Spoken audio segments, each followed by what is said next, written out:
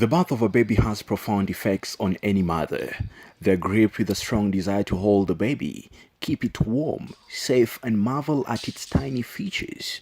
Unfortunately, this joy is short-lived as they begin to face the challenges of caregiving, breastfeeding being one of them. Women have often described how they have felt humiliated after being asked to cover up while breastfeeding, at times drawing public uproar. The same way you walk out with a plate of ugali and eat outside there is the same way this baby is eating. Hii ni kama chakula ya mtoto. Breast milk remains the most important food for newborn babies. It contains various nutrients and protective components for the baby's optimal growth, with numerous benefits, as Nerea Ojanga, a breastfeeding expert, tells us. The first milk also heals, or rather matures, the gut of the baby, because the baby has not been taking anything. They get immunity from their mothers. Babies who are breastfed have, it has been shown, have a higher IQ than babies who have not been breastfed. The milk they are producing has a lot of calories. So as they are breastfeeding their baby, that means they are losing a lot of calories. And when you are losing weight, it's the way you lose the calories, the better for you, because then the weight comes, goes down. The senior assistant chief nurse at Kenyatta National Hospital reveals to us that there are techniques of breastfeeding that the young women are not aware of. We always ask the mothers to make sure that the baby actually puts their mouth around that black part, what you call the areola, that part of the breast. When the mother is breastfeeding, for them to be a good technique, the stomach of the baby has to meet with the stomach of the mother. And so even if the mother has big breasts or the mother has small breasts, there's no way the baby's nose will be covered by the mother's breast. Now, the other technique is if the mothers have two babies, twins, we always request that the mothers breastfeed these babies together.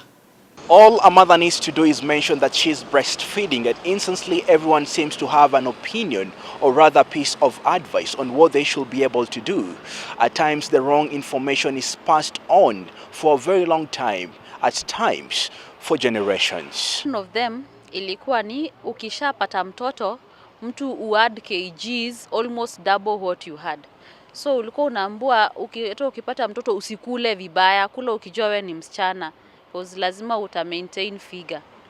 And then mara watu wanakuambia ukinyonyesha sana your breast sags, zina sag. Mara unaambua ukinyonyesha sana you will scare the man around you away. Whether you breastfeed or not, these breasts are going to sag because they have the weight of milk. And so if you're going to not breastfeed, it's going to also affect your baby. Most caregivers, especially young and first-time mothers, lack sufficient information on what to do when breastfeeding, many a times turning to the closest doctor around, Dr. Google. Dr. Google has been of help, but sometimes it has not helped the mothers, and especially because pregnancy and labor is very practical, and it varies from person to person. So they need also to work with expert help, so that if Dr. Google says this, we can go and counter-check. In line with this year's theme of Breastfeeding Foundation for Life, Gladys Mugambi, the Assistant Director for Nutrition and Dietetics at the Ministry of Health, marked the World Breastfeeding Week to honor the gains made in promoting breastfeeding. When you talk about foundation, it is what we are doing to the baby in order for the baby's life to continue well, so that they grow as healthy children and become good adults. So since children can't talk for themselves, we are telling mothers to breastfeed.